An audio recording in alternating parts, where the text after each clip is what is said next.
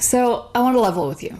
There is one behavior that I found that I had been guilty of that had enabled narcissists to exert power and control over me in my own life.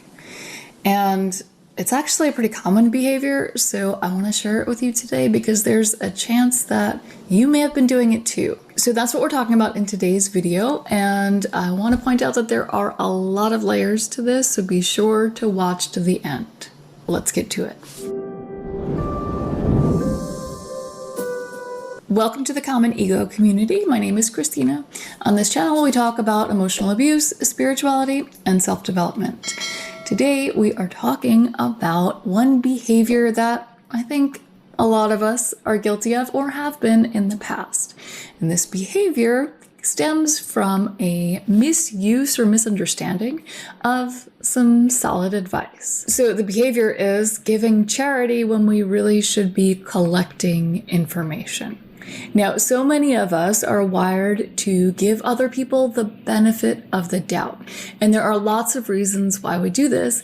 And it is pretty solid advice. We shouldn't jump to conclusions. We shouldn't jump to judgment before we have all of the information. So giving someone the benefit of the doubt means that something has gone wrong, but you are going to reserve judgment until you have more information. So this sounds logically good, right? But where does it go wrong? So the problem is that when you want to believe someone's story, there's a much greater chance that you're going to.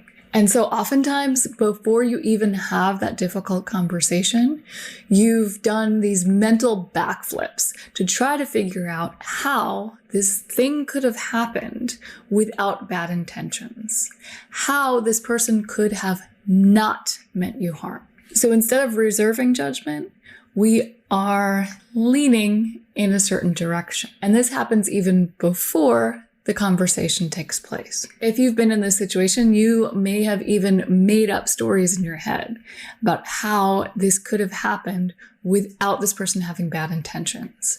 Or if, how they could have not actually done the thing that you're sure they did. So what's going on here, especially if you're dealing with somebody who is narcissistic and manipulative, is that you're already starting to do the work for them before they even open their mouths. So they may come prepared with their own excuses, with their own lie, whatever it is, and you have already mentally prepped yourself to believe it. But that is not what giving the benefit of the doubt is about.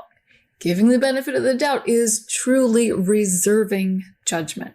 It's not trying to find a way that this person could not be guilty. And it's not trying to find a way that they could be guilty. It's absolutely just, I'm going to put a pin in this until I have more information. And that is good advice. The problem is that, especially when this is somebody who we are invested in some way, if this is somebody who is close to us, we don't want to believe the bad thing. We want to believe that this person has our best interests at heart because that is what's going to keep us safe. And the ego is all about keeping us safe. So it becomes easier and very appealing to believe whatever story this person gives you, whether it's true or not. And we do have a choice. Whenever we're in situations like this, we have a choice. We can believe the person or we could not believe them. And in any given situation, that is your choice to make. However, giving someone the benefit of the doubt is about collecting all the information. And the problem here is that some people, and especially those who find themselves in situations with narcissists and manipulative people, some people are subconsciously programmed to avoid trusting themselves. This is a natural result of gaslighting. And if you have dealt with gaslighting for most of your life, especially in early childhood, you probably struggle with this too. So like I said, giving the benefit of the doubt is about collecting all the information and coming to a decision. Now, all of the information is not just what that person says to you. It's not even what that person says to you combined with whatever detective work you have done to dig up information. What I'm talking about here is intuition. And people often mistakenly think of intuition as, some spiritual thing or some woo-woo nonsense that is intangible. And the truth is, it can be spiritual. It isn't tangible, but it is no less a real thing. This is something that scientists actually study because there is no doubt that we do have intuition. So what is intuition? Intuition is the result of information that we have processed that we did not consciously realize we processed. So our subconscious mind does so much work. And it does a lot of work to keep us safe. It sometimes also gets in the way, but we'll get to that. So when you're having a conversation with someone, your conscious mind, your thoughts, you cannot think everything. You cannot consciously process everything that's going on. You can't process every eye movement along with the tone of voice, body language, and facial expressions. We don't consciously process that. If it's obvious enough, your conscious mind will process it, but your subconscious mind processes everything. And if something is off, that's how you know. You may not be able to put words to it, but you know. And this is your intuition. If you've ever studied body language, or if you've ever watched a video by a body language expert, these people are trained to consciously process the things that most of us only process subconsciously. Now, it doesn't mean that we're going to come to different conclusions than the other person. If you're in it, you're probably going to come to the same conclusion, but you're just processing it subconsciously. And you may hear them talk about micro expressions. Now, micro expressions are expressions that are so small that we almost always miss them consciously. You can't look back and say, well, I saw this micro expression on this person's face, because it happens so quickly. But just because you didn't consciously process it, it doesn't mean that it didn't happen. And it doesn't mean that it's not in there somewhere. And what it leads to is that feeling that this person's lying to me, or something is just off. I can't put my finger on it, but there is something off about this. So again, this is real and there is science behind it. Intuition is information that we should also process and consider when we're making a decision. However, some people, almost always as a result of some form of gaslighting, have grown to be suspicious of their own intuition.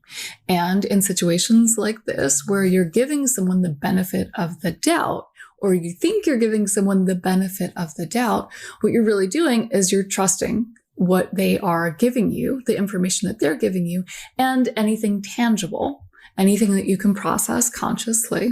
You're taking all of that and you're making your decision solely based on that.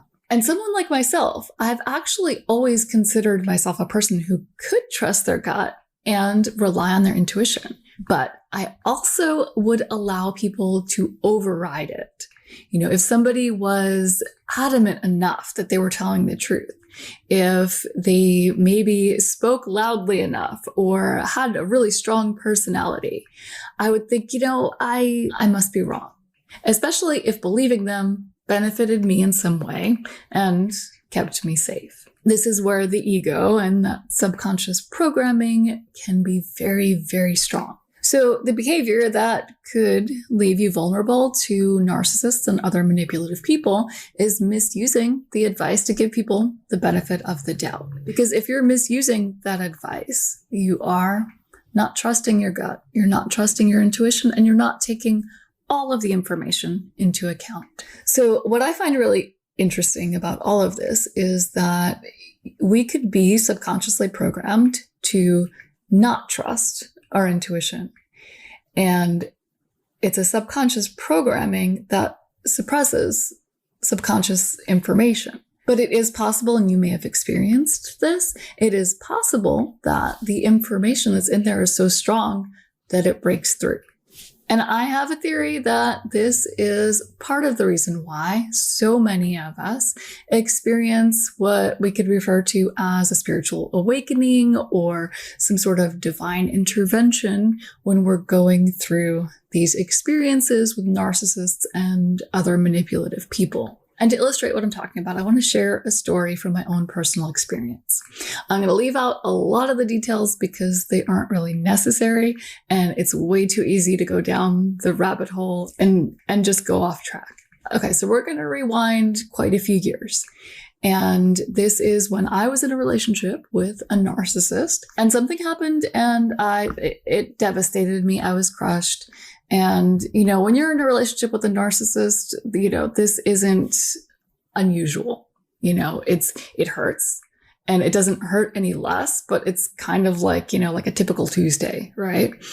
So there was nothing really abnormal about the situation itself. What was unusual and what did stand out was actually very internal.